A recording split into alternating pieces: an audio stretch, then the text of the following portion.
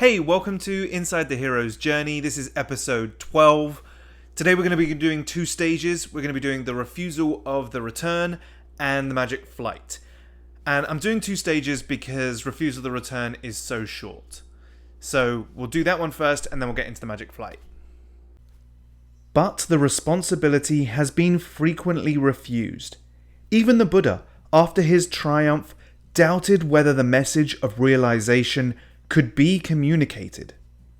Now, once the adventure's over, the hero has to take the lesson, the idea of change, the answer, back to the ordinary world. And they do that for their own benefit, for the benefit of their community, for their group, for the world, whatever it was they were trying to change. But sometimes, in learning the answer or the lesson, they don't think they're going to be able to communicate it in a way that the ordinary world can understand. And so they're stuck. Now, the other version of Refusal of the Return is that they die in the process of finding the answer. And that's it. Those are the two Refusals of the Return. Numerous indeed are the heroes fabled to have taken up residence forever in the blessed isle of the unaging goddess of immortal being. See, I told you it was super quick. So here's the Magic Flight. If the hero in his triumph wins the blessing of the goddess or the god, and is then explicitly commissioned to return to the world with some elixir for the restoration of society, the final stage of his adventure is supported by all the powers of his supernatural patron.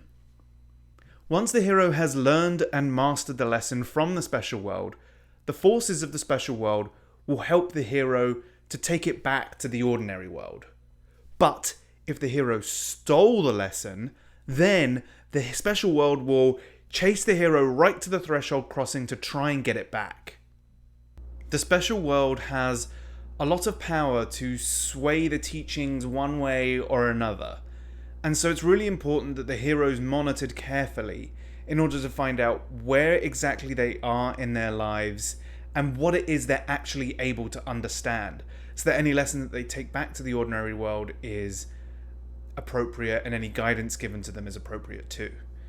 But when a hero steals the lesson, there's a couple of tactics that a hero might use in order to get to a threshold crossing. The first being misdirection, where they use either other characters or objects in order to send the special world looking in the wrong direction, or at least delay them in finding the hero. And the second, obstacles. Now, the hero might put obstacles or traps behind them as they get away to try and slow down or stop the special world from catching them. Any obstacle that the hero uses is going to represent principles, rationalizations, or interpretations that will stop the hero from actually changing. So they might get back to the ordinary world safely with a good lesson, but they won't actually change, which defeats the point of going on the adventure in the first place. Now, like I said, by putting up obstacles, a hero is very likely to get back to the ordinary world safely. But the idea of making full and permanent change is super slim. There is a possibility, but it's slim. Because in this case, a hero won't have fully learned or mastered the lesson. And so when they take it back to the ordinary world, it might not be as practical as it needs to be. The lesson hasn't been translated into terms that the ordinary world can understand. And so it remains in its sort of special world state.